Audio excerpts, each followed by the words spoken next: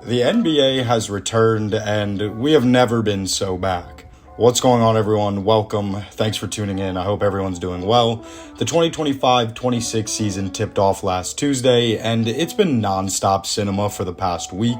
Legitimately the best opening week in the NBA I've experienced in a handful of years. Crazy scoring performances, double overtime thrillers, everything you could possibly ask for. I'm going to bounce around to a few things that have stood out to me in this first week. Going forward, I'll probably make videos on a topic at a time, more or less. But since none of these games really mean a ton, I'm just going to react to a bunch of the madness that's happened in these first few days. When I say there's been crazy scoring performances, that might be an understatement, because it seems like everyone came out the gate guns blazing.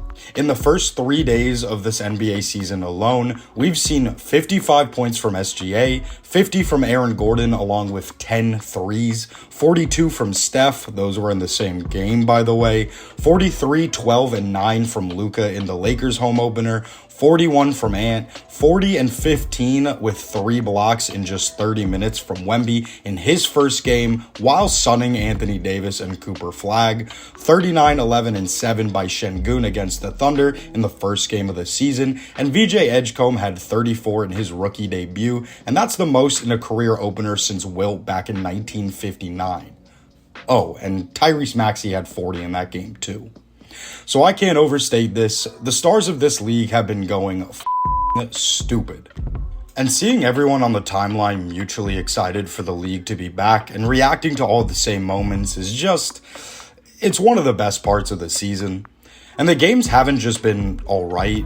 It's not like we're all just happy the NBA's back and that's why the reactions have been this positive. No, these games have been crazy. The Knicks beating the Cavs in their first game of the season, that's a good game. Fairly close for a bit, Knicks get out to a lead, Cavs cut it down and go ahead by the end of the third quarter before the Knicks rally and go on a run to seal it. That's a good game. But there have been multiple legit classics already. Thunder Rockets to tip off the new season, boom. Double overtime. Şengün's hitting a bunch of threes for the first time in his career. Chet's carrying OKC's offense in the first half. SGA, who couldn't get his shot going to start, then hits a couple really clutch jumpers in the fourth and both overtimes. Ends up baiting KD into jumping and gets free throws to end the game. That was an unbelievable way to start the season. Side note, and I truly don't care about this conversation, I'm only saying this because I find it funny, not because I think the dude's a grifter or something, but SGA is currently averaging almost 15 free throw attempts per game. Through the first 2, it was 20. You can complain all you want, and sure, maybe some of the calls are a bit weak, but SGA gets downhill relentlessly. Nuggets Warriors on Thursday was also a banger. Aaron Gordon had a 50-piece, as I mentioned, on 10 of 11 from 3. Gordon is having one of the wildest three-point shooting evolutions I've ever seen from a player who wasn't really one, certainly not a known shooter, and now if you leave him open, he's gonna kill you. 43.6% last season, and he's shooting the shit out of it again.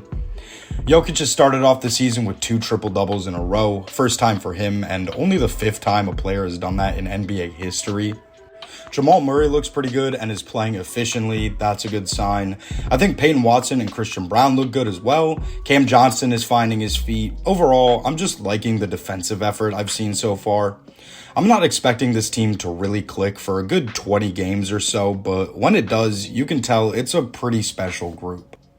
The Lakers have played 3 games, and none have been particularly spectacular. A loss to the Warriors, a pretty good win against the Wolves. Then Austin Reeves had a 51-point, 11 rebound, and 9 assist game against the Kings. Reeves is a really great offensive player. I'm still an advocate of trading him if the Lakers want to reach their ceiling with this group, but nonetheless, this team has a lot of offensive firepower. LeBron hasn't played yet, so it's not really fair to make any grand statements about how the team will fare, but the reason I wanted to briefly mention them was because of how Luka has been playing. Through his first 2 games, Luka is averaging 46 points, 11.5 rebounds, and 8.5 assists on 62% from the field. I know it's just 2 games, but he definitely looks to be himself again, and even more importantly, he's getting downhill a lot. something that's been decreasing in volume year over year for him, but is really key to his floor as a scorer and offensive engine. Unfortunately, he's now going to be out for at least a week with a finger sprain, but hopefully that doesn't snowball into anything worse or a string of injuries, and Reeves can float the offense while he's gone. And as much as I want to do an aside on the Knicks and talk about my thoughts over their first few games, I'll save that for a time where I can really expand on it, and I'll do my best to not over-inundate my content with Knicks takes. I will say I went to their game in Miami for the Heat's home opener, and it was great. The Knicks lost, having themselves a pretty abysmal shooting night, but I had a lot of fun regardless. Also, got to see Norman Powell hoop live, and good God, that man is a bucket. The last main thing I want to talk about in this video is the presentation and coverage of the NBA this season, by the major networks that is. NBC and Amazon have entered the mix along with ESPN, but replacing TNT's coverage, and at first I was really against this. I saw it as just another instance of the league's product getting splintered and becoming more inaccessible by going on to more platforms. As it stands, you need upwards of 3 services to watch every possible NBA game, and that's without mentioning that local blackouts make it impossible to actually view every game, and I'll always be against that. I think it's greedy and anti-fan, plain and simple.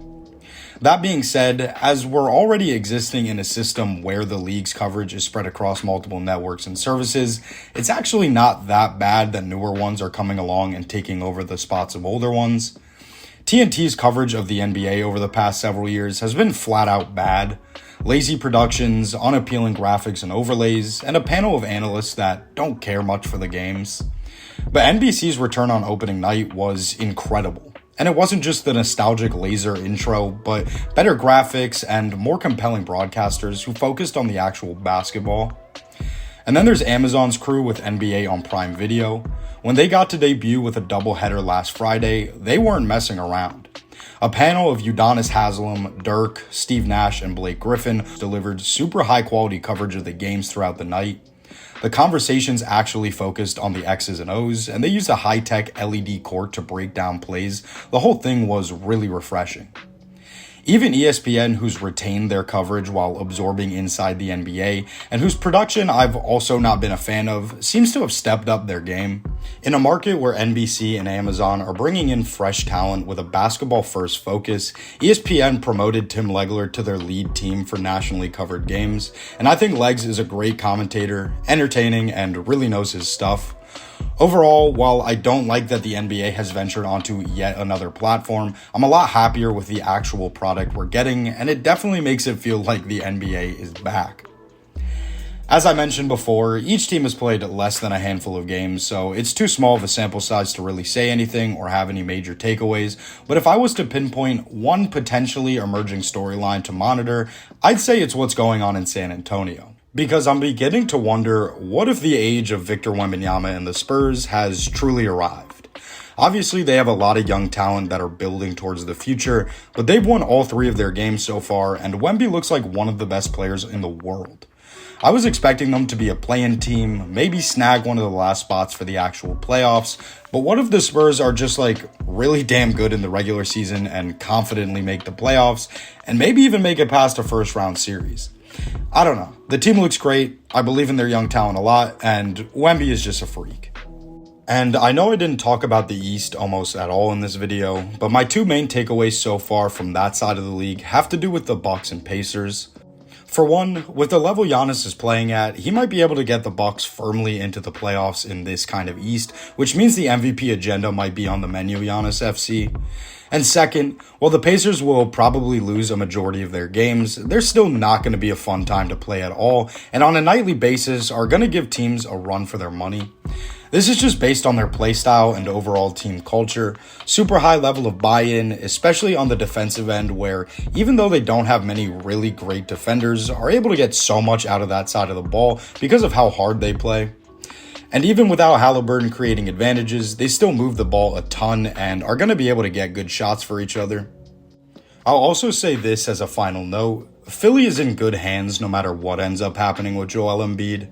Edgecombe is legit. Quentin Grimes is a stud. Jared McCade is going to be a great complementary guard in this league. And then they've already had Tyrese Maxey, who definitely relies on Embiid or some kind of advantage creator to be at his best. So I think is a little overrated, but is still a super good point guard.